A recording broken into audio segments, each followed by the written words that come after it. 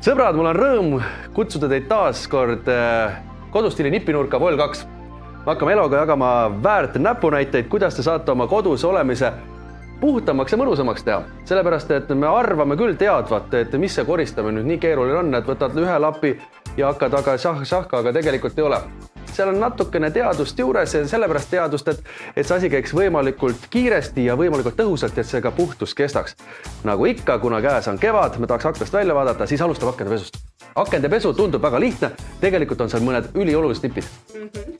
Näiteks võib-olla alustaks hoopis sellest, et kui on aknad väga määrdunud või ütleme nii, et lind on ligidalt mööda läinud.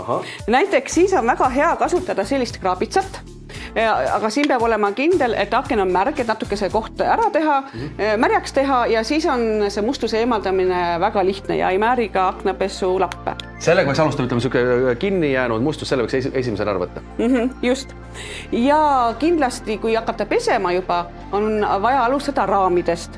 Siis ei määri klaaspinda ja aknaraamide vahel on sellised vahed, kus on liiv, puulehed, mis iganes sinna on siis kogunenud, siis tasub kasutada näiteks tolmuimejat, suure mustustolmuimejaga ära teha, võtta ja siis kasutada sellist kraaniharja, millega on mustuse eemaldamine väga lihtne. Nii, kui see nüüd akna peale tead, siis tuleb aknat hakata ikka lõpuks vee ja vahendiga puhastama. Just. Ja samamoodi seal on ka mingid omad nipid ju. Ja siin on ka omad nipid, et kindlasti kasutada professionaalseid vahendeid. See on mikrokiud aknapesur, millega on väga hea akent pesta. Et olekski oluline, et pestaks ta kõigepealt ülevalt alla ja siis ka teistpidi, siis tuleb mustus igati maha. Kui sellega on pestud, siis on oluline aken ära kuivatada.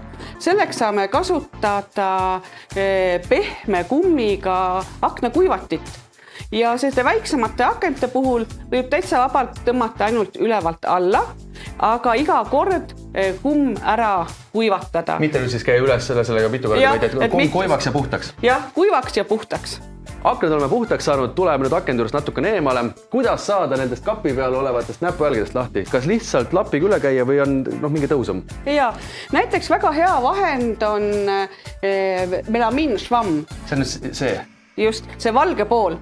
Et see teha natukene märjaks ja tõmmata need näpueljed maha ja kuivatada pärast siis mikrokiudlapiga. Ja muideks, see melamiin švamm švammiga saab väga hästi ka aknaraame puhastada, kui nad on määrdunud. Mina tean, et selle melamiiniga saab puhastada väga hästi näiteks esikus. Või üleüldse sellepärast, et valgeid seinu, sellepärast, et esikus ikkagi kipub olema, minu kodus on, ma ei tea, kuidas teil on head vaatad, ikkagi teinekord see saapakonts või nina läheb vastu seda valget seina, siis tegelikult selle samaga saab selle mustus väga kergelt maha, aga see on tõepoolest imeline vahend. Aga nüüd, miks on nendel erinevust ka nüüd? Et on kollane, roosa, sinine, need viiberlapid või see on lihtsalt maitse asi? Täitsa maitse asi ta ei ole. Materjal on neil enam-vähem sama, aga see on just sellepärast hea, et sa saad kasutada kindlat lappi kindlas ruumis. Näiteks roosat tavaliselt kasutatakse tualettpoti puhastamiseks. Ma arvan, et ei soovi, et sellega ka kööki tehtaks. Et sellepärast on sellised lapikoodid, et mis värvi lappiga sa mingit pinda puhastad. Mis imevahend see on? See on nüüd tolmumõõk. See on väga hea vahend, kui on vaja pühkida tolmu kusagilt kõrgemalt pindadelt.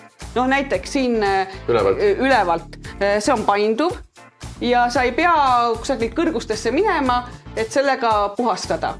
Et saab ilusti niimoodi tolmu kätte. Aga minu teenused on siis see, keda tasub endale koju appi kutsuda, et praegu me jagame küll siin televiisorite vahendusel neid nippe, aga kas sind võid tõesti endale appi kutsuda, koristama, hooldus, kõik asju? Ja, me teeme nii regulaarseid koristusi, näiteks kord nädalas korterites kui ka kontorites. Ja puhastame ka trepikodasid ja oleme läinud ka välja juba, et näiteks tänavakivid, fassaadid. Et ühesõnaga, kui see abi on vaja ja enne kõike selles mõttes abi, et inimesed tegelikult nad saavad ise kõikegi üldjuhul koristamisega hakkama, aga tihti ei ole just need õigeid vahendeid. Ja nüüd osta 1 või 2 korraks, ütleme, kui kodus võib-olla suuremast koristust tehakse, kõik need vahendused, see võib päris kulukas olla. Ja ostetakse kindlasti ka ostetakse valesti, ostetakse erinevaid ja siis kogu kapp on erinevaid vahendeid täis, mis varsti juba aeguvad. Ehk siis usaldage professionaale, kutsuge enda professionaalid appi. Kas või näiteks akende puhastamine, korteri üldpuhastus, minul isiklikult käib kord 2 nädala jooksul koristaja, kes teeb mul korteri kõik asjad üle, sest et elutempod on meil kõige kiiremaks läinud. Ja pigem see sama aeg võtta ise endale oma lähedastele, miks mitte minna metsa jalutama.